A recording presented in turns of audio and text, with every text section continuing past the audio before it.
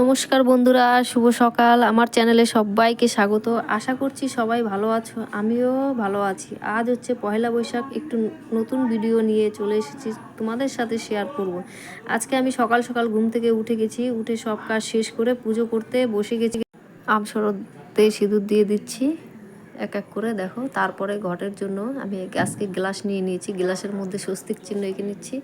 স্বস্তিক চিহ্ন আঁকতে কিন্তু আমি খুব একটা ভালো পারি না, মানে কি বলবো আর। তা দেখছি যে আজকে মোটামুটি হয়েছে। এদিকে আমার বর ফল কাটতে বসে গেছে, দেখো আবার দেখাচ্ছে আমটা কি কালারটা খুব সুন্দর না। দেখো বন্ধুরা, আমি এক এক করে ফুল দিয়ে ঠাকুর ঘরটা সাজিয়ে নিচ্ছি। এই ঠাকুর ঘরটা আমার মেয়ে পেতেছে, আমাদের বাড়িতে আছে, আমরা হরিচাঁদের মতে, তাই আমাদের বাড়িতে বড় মন্দির আছে এর থেকে। এদিকে দেখো আমার বরের ফল বানানো হয়ে গেছে। হয়ে যাওয়ার পরে আমি দেখো ফল ভোগ দিয়ে দিয়েছি, প্রদীপ জ্বালিয়ে নিচ্ছি। দেখো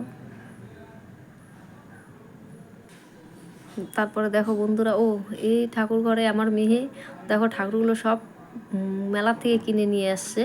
ও যা দেখে তাই, মানে ঠাকুর এমন কোনো ঠাকুর নেই যে এইখানে নেই। বিশ্বকর্মা, রাধাকৃষ্ণ, গণেশ, তারপরে তোমার হচ্ছে ভোলেনাথ, নন্দী, অনেক রকমের ঠাকুর আছে। এদিকে দেখো আমার বর নমস্কার করতে চলে এসছে, কারণ পুজো সম্পূর্ণ হয়ে গেছে। দেখো এত প্রচণ্ড গরম, মানে দোকানের ভিতরে থাকাই যাচ্ছিল না, কিছু পরেনি, খালি গায়ে আছে দেখো। তারপরে আমি নমস্কার দিয়ে দিলাম, দেখো।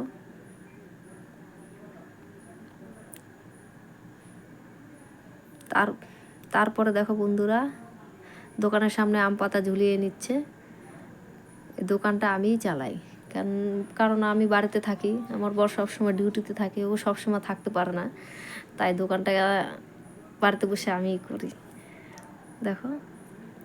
তারপরে দেখো বন্ধুরা, আজকে রান্না করব আমি খাসির মাংস, ইলিশ মাছ। আমি মাংসের জন্য সব গুছিয়ে নিয়েছি, দেখো এক এক করে সব মিক্সিতে দিয়ে দেবো। তারপরে মশলা করে এক এক করে লবণ, হলুদ, তেল দিয়ে ভালো করে কষিয়ে নেব। আজকে মাংস রান্না করবে আমার বর, কারণ খাসির মাংস আমি তেমন একটা রান্না করতে পারি না, যদিও অবশ্য পারি, তবু রান্না করলে আমি খেতে পারি না, তাই আমার বর বাড়িতে মাংস আনলে আমার বরই রান্না করে। দেখো সব মশলা দেওয়া হয়ে গেছে, মশলা দিয়ে 10 থেকে 15 মিনিট ঢেকে রাখবে। ঢেকে রাখার পরে দেখো কড়াই বসিয়ে দিয়েছে, আলুগুলো ভেজে নিচ্ছি। তারপরে এক এক করে জিরে, শুকনো লঙ্কা, তেজপাতা দিয়ে তারপরে মাংসগুলো ঢেলে দিচ্ছি।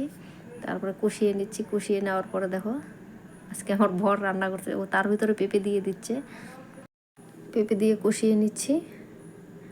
তারপর দেখো ঢেকে দিল। ঢেকে দেওয়ার পরে এদিকে দেখো বন্ধুরা, আমি বেগুনগুলো ছোটো ছোটো করে কেটে নিচ্ছি মাছের জন্য।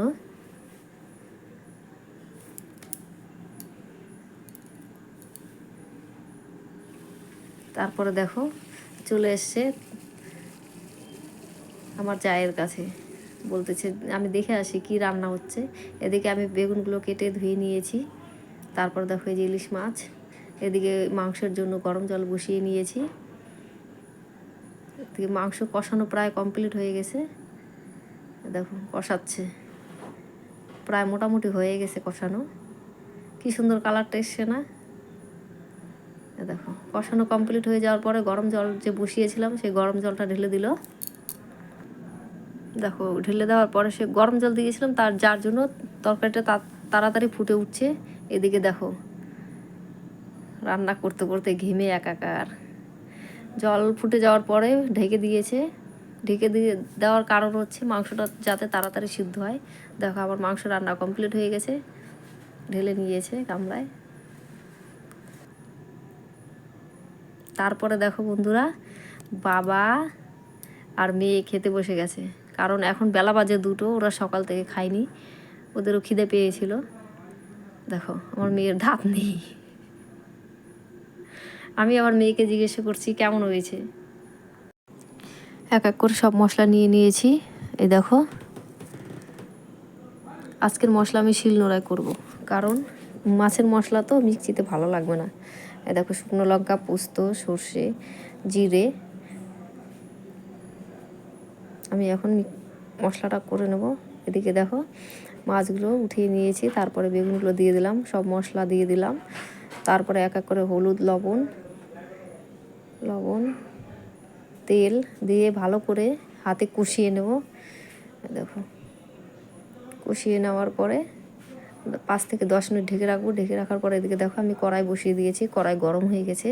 তার ভিতরে আমি তেল দিয়ে চারপাশে খুন্তি দিয়ে একটু লাগিয়ে নিলাম, যে তাহলে মাছগুলো যাতে কড়াতে লেগে না যায়। তারপর দেখো বেগুন দিয়ে দিয়েছি, বেগুন দিয়ে দেওয়ার পরে একটুখানি জল দিয়ে এবার মাছটা আমি ঢেকে দেবো। দেখো ঢেকে দেওয়ার পরে মোটামুটি 10 থেকে 15 মিনিট রেখে, এই দেখো বন্ধুরা জলটা আমার প্রায় টেনে এসছে। যেহেতু এখনও সম্পূর্ণভাবে টানেনি, তার জন্য আর একটু আমাকে গ্যাসটা বাড়িয়ে দিতে হবে। এই দেখো দেখে নিচ্ছি যে মাছটার নিচ থেকে লেগে গেল কি না।